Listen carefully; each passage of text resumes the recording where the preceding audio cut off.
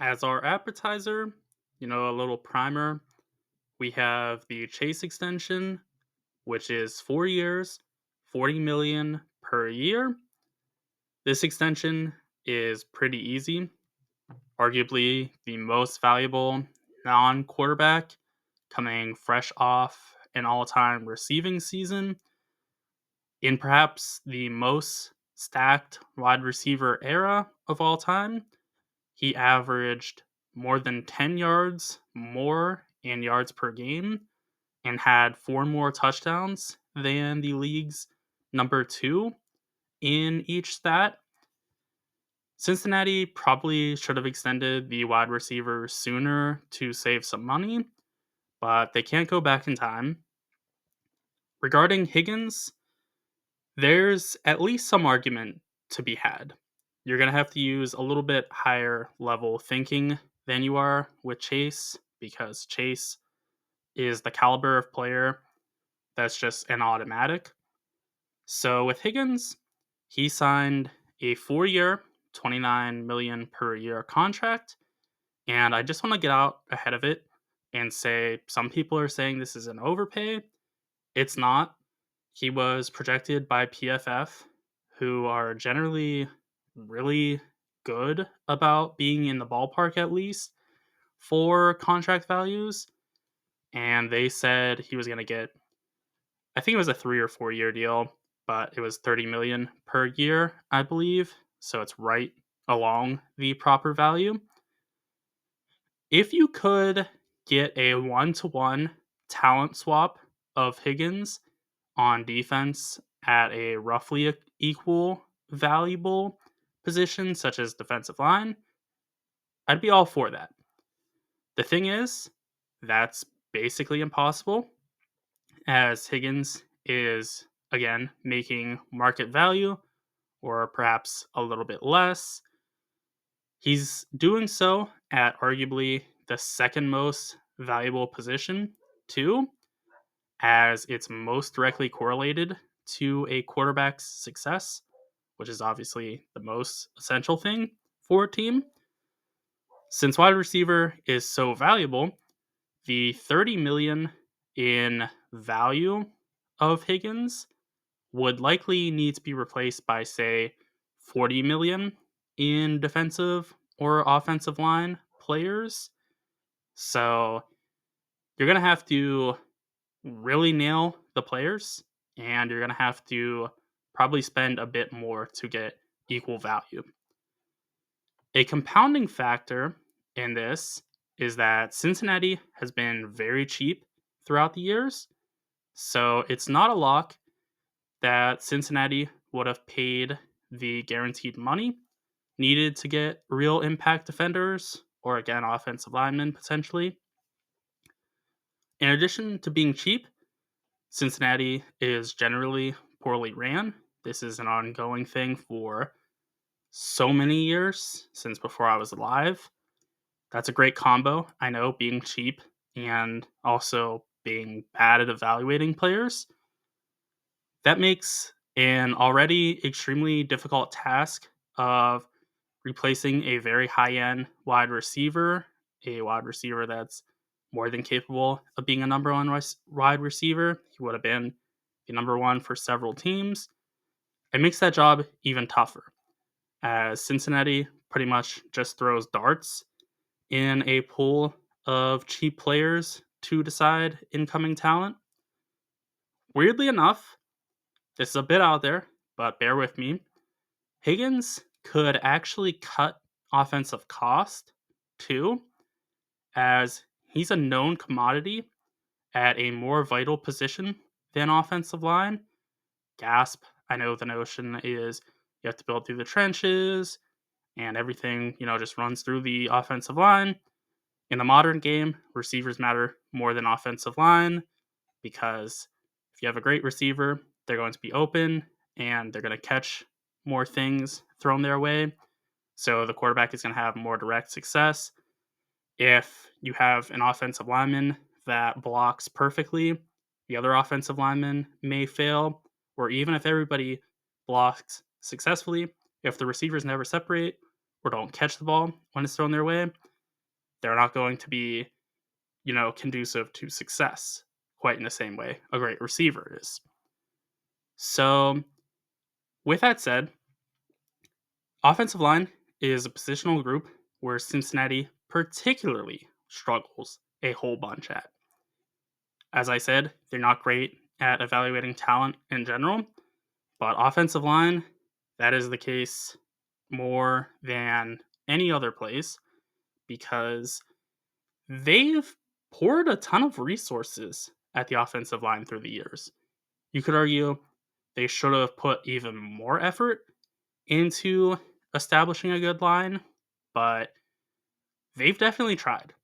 They signed Orlando Brown to a very pricey deal, a good but not great player to a very high end contract.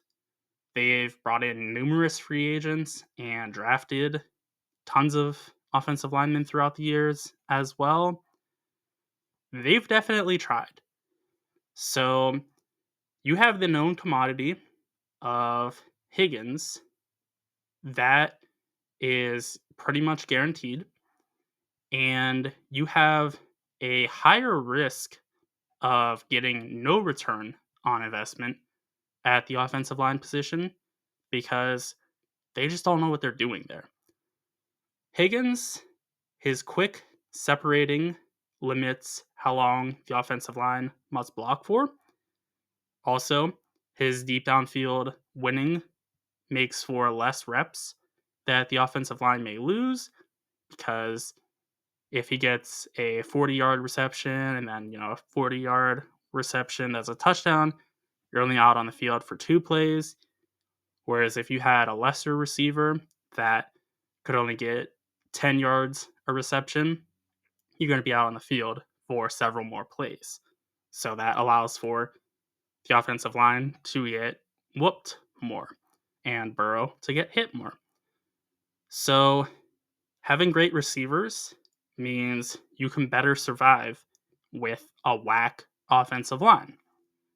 Chase and Higgins, they lessen the need for quality offensive linemen. So it's not to say that they should skimp on offensive linemen, but they definitely can get by better without having a great offensive line, thanks to these great receivers. And the offense, as it was number 7 in expected points added, with the worst rushing expected points added of the top 13 offenses. They were 19th overall in rushing expected points added. So they couldn't run the ball at all, really. And that's with the run game being helped by defenses playing a lot of too high coverages, meaning there's no safety in the box, so you have a better numbers advantage in the run game. So the receivers are helping in the run game as well by dictating the coverages the defenses are going to play, and also linebackers and defensive backs are going to be more concerned with gaining depth to cover the receivers deep downfield. So they're not going to be able to run to the line of scrimmage quite as well, thanks to Chase and Higgins. So if they improve the rushing game a little bit, the offense can be even better. But as it stands now, the offense is really clicking, and offense is more consistent than defense. So they've locked themselves in with this trio to a ton of money, but they've also pretty well guaranteed that they're going to have a very high end offense. So with the offense signed and clicking, Cincinnati can focus almost all of their resources on defense alone, and they desperately need that because they need to obtain a fine defense. They might be able to do that in the process of, every year spending all of their draft picks on defensive players, every year spending the remaining amount of money on defense. Lastly, regarding the paramount health of Joe Burrow, the most important person in this franchise, as I mentioned, wide receivers in general, they help a lot in keeping a quarterback clean. Additionally, this notion that Burrow is just being, split in half every single play is not true. Burrow isn't taking an unheard of amount of hits, both in a historic sense and even just right now. He was tied for fifth in sacks this year. So obviously that's higher than you would like. But for context, he took 20 less sacks than the number one quarterback did, Caleb Williams. For context, PFF said that the Bears had a pretty decent offensive line as well, which goes to show you that quarterbacks and receivers play a huge responsibility in sacks. So it's not just, an issue of the offensive line being conducive to sacks. Additionally, Burrow was 20th in sack percentage. He took a lot of sacks, for sure, but he was taking a lot of sacks because they were passing so much, which, you can say getting a better offensive line as a result, hopefully, of getting rid of Higgins could help establish the run game and decrease the attempts of passing. But I don't think this is breaking news. Running the ball just ain't it anymore. Analytically, we know that passing is more efficient and effective than running the ball.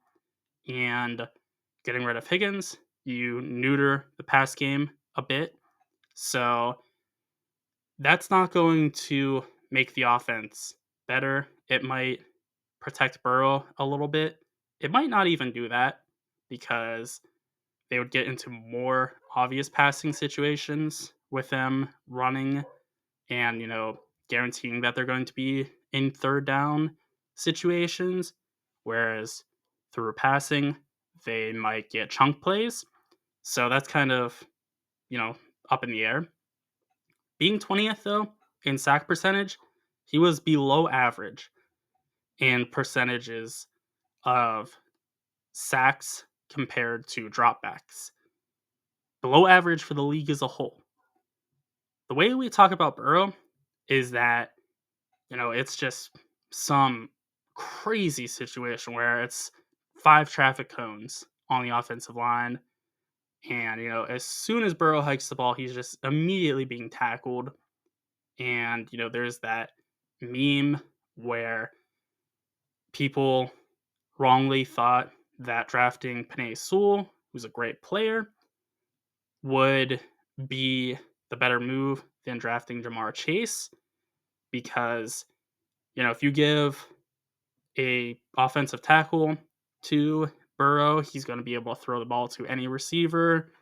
If you give Chase to Burrow, he might be open, but Burrow's going to be sacked. That's just a very stupid, unfounded notion. One offensive lineman doesn't do very much to fix the offensive line as a whole.